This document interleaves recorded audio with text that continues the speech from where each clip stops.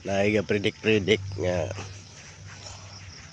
ako no ilindol sa end of October. Kuha naman taron November 3.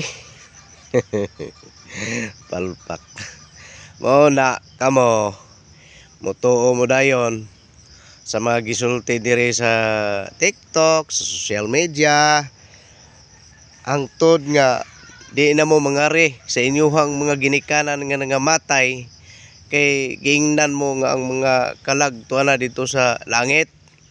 Into upod mo palpak gani siya pag-ingon nga niya nga end of October naay lindol, gipahinganan pang mga lugar nga lindol. Niya kamo hintuo mo nga ingon nga idolatry. Ayaw mo dali-dali og tuo. Awa na noon mo moadto sa inyo mga minamahal nga mga nangamatay kay tuo man mo.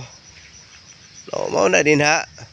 Ya karon tinuod ngingon sa end of October na ilindol.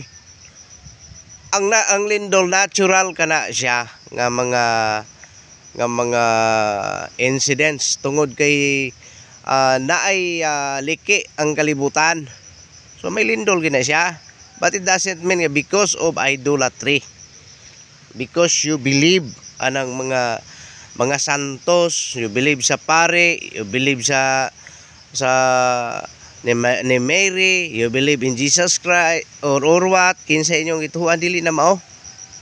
Naay liki ang kalibutan nga hinog na mao na ang kamatuoran. Ya karon wala na mo moadto sa mga All Saints Day, All Souls Day, wala mo moadto sa inyohang mga